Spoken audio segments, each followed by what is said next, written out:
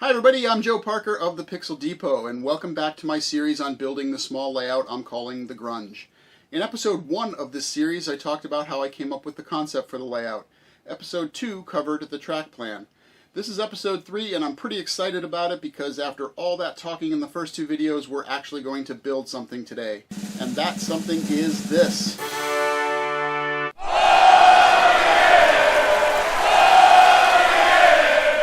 If you want to see more in this series, or other videos on model railroading with information about planning, hints, tips, how-tos, and updates on my layouts, click on the subscribe button. Click on the bell so you'll get notified when there is new content available. And as always, if you click on the thumbs up to like this video now, you won't have to worry about it later. This video is made possible by the generous support of Dave Myers at GATORFOAM.net, who supplied the GATORFOAM used for this project. I hope this video will convince you of the flexibility and usefulness of GATORFOAM and that you will support Dave. His contact information will be included in the description below.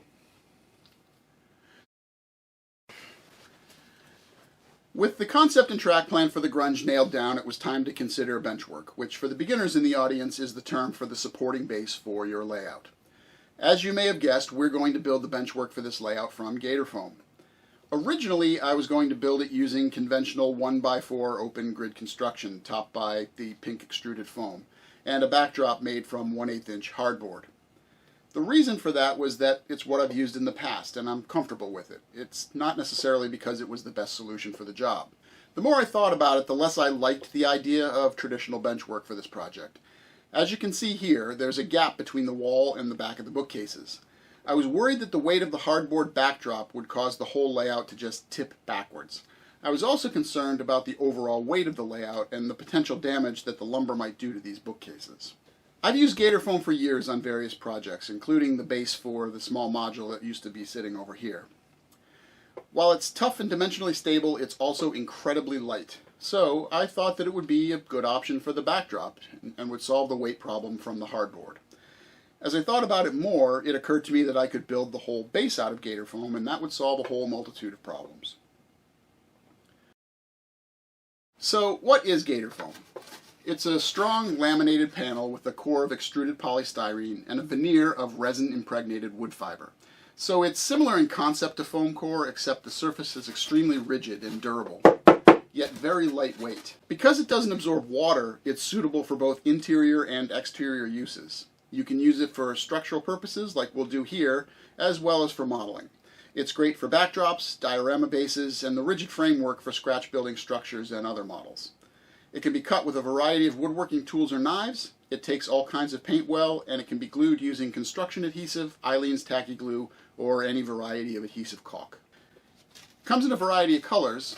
This sample here is a natural color, but we'll be using white for the benchwork.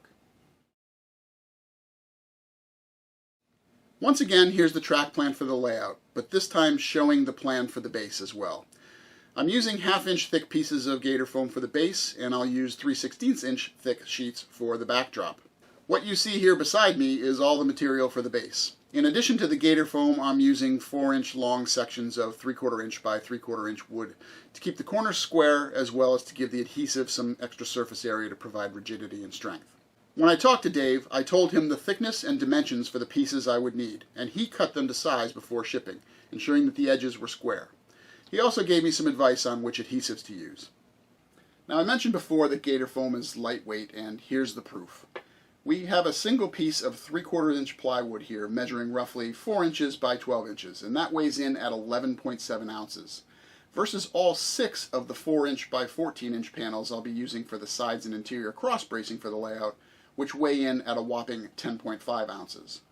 You can see that this will be a significant weight savings. I don't plan to move this layout often, but if I need to, say for photos outside or something like that, it'll be very easy to do by myself.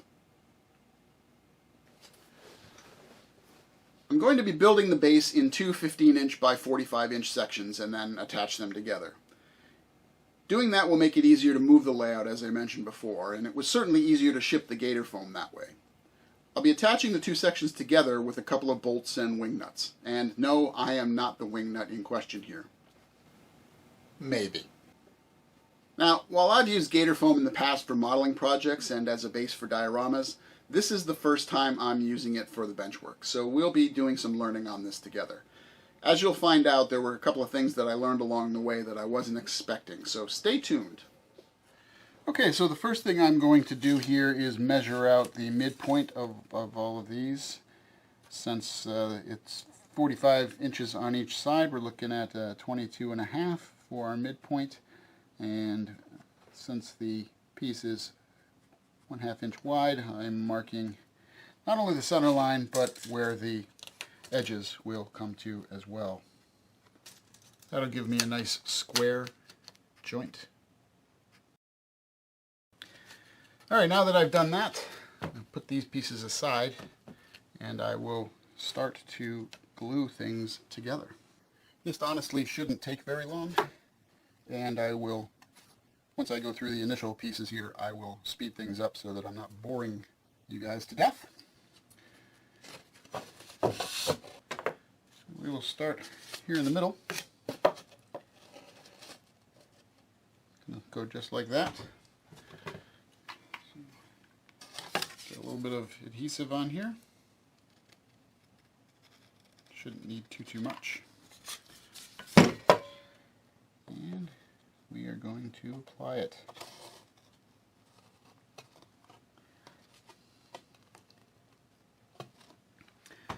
At the same time, I'm going to add one of my 3/4 inch by 3/4 inch blocks. We're going to put some adhesive on there as well so that everything sticks nicely. One thing I found while I was off camera was initially I was just putting the caulk on with a regular bead, that smoothing it out helps a lot in terms of its adhesive properties. I'm just using an old car card here to spread it out. You can see now it's not beaded, and that'll stick a lot better. And I'm going to align that with the bottom because my plan here is to put some feet on here so that the layout will not scratch the bookcase. Make sure that everything is well aligned here.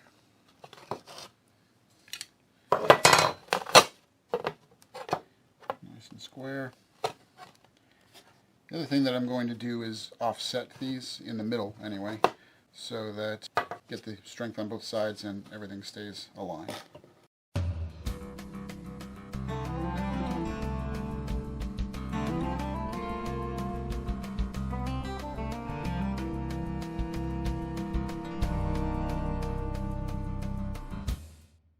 Alright, so what I have discovered here is that the plywood base that I am using is far from level, and therefore I'm not getting a good flat joint over here. So I'm going to go find something that is a little more usable, and we'll be back in a moment. I found some 2-inch extruded foam insulation, the pink stuff, and while not perfectly flat, it was certainly much flatter than the warped plywood that I'd been using. That shored things up a little bit. In addition to that, I was still having some trouble getting things to set straight and square, which I didn't expect. So to fix that, I completed the frame by adding this back piece, which is closest to the camera view, using the same techniques, and then I used some clamps to hold things together. It's been about an hour and a half now, and I just did a quick test, and the joints seem to be solid enough to move the frame, so I'm going to take the clamps off of this, put this first piece aside, and then build the second piece.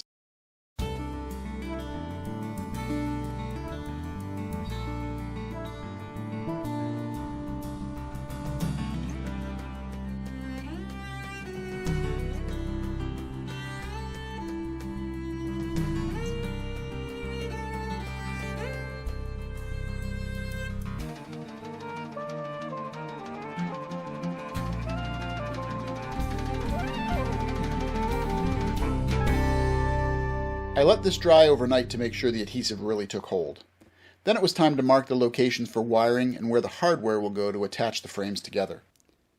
So I've already marked the location for where the wire hole will be cut, as well as where the mending plates will go and the holes that I need to drill for those. The mending plates will be used to make sure that the wing nut and the screws that I'm using to hold the two pieces together don't pull through the GATORFOAM. I'm going to be using some small clamps to make sure that everything lines up here before I drill anything.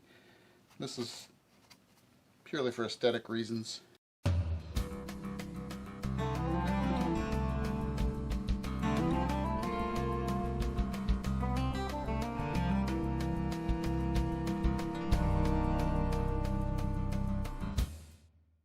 Now we're going to drill some holes. So I decided it'd be better to drill upright, give me a better chance of having things be level.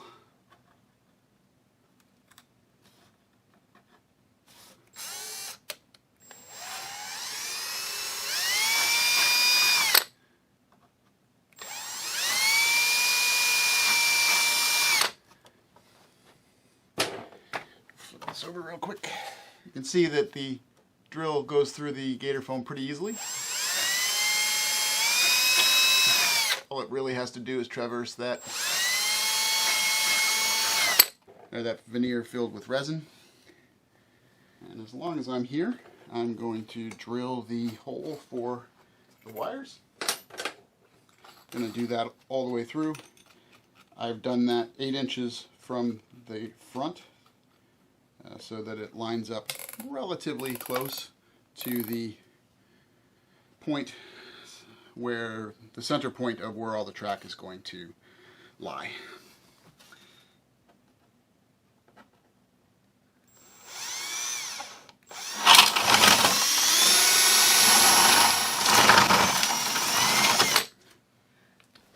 Now we got a hole. Yep. Do the same thing over here, although I think that's off camera. And this is all going to be underneath the surface, so even though it's a little messy, no one's going to see it. So this is what we end up with before tightening everything together. This is the material I'm using to mend the two sections together. I have two 2-inch mending plates, two number 8 32 by 1.5 inch screws, and the wing nuts that go along with those. So now we'll join these two sections together. Start with our first plate here. And if I drilled these right, everything should slide right through.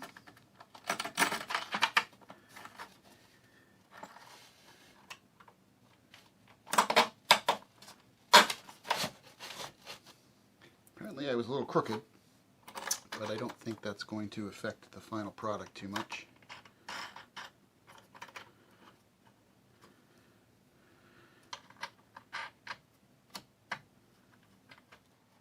This wing nut does not want to go on just by hand screwing. I think there's a slight nub in the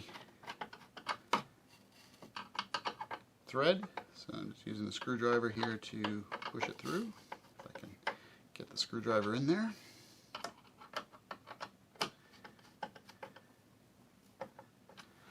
And we do the same thing for the second one.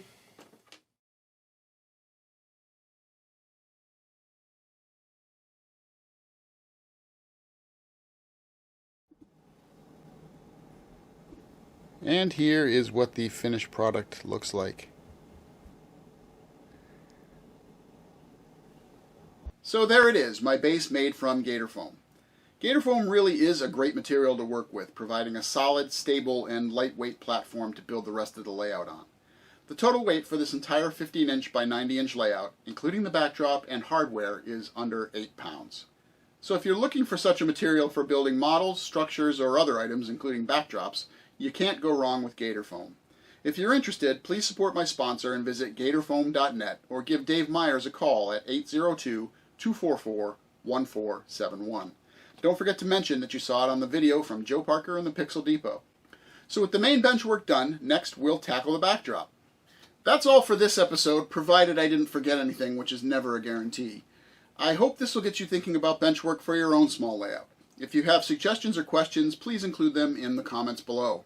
Finally, if you've enjoyed this video and think others would enjoy it as well, click on the thumbs up to like it. Clicking like and leaving comments helps to get this video in front of others, so please help my channel out. I'm Joe Parker of the Pixel Depot. Thank you so much for watching, and I hope you'll meet me next time in the train room.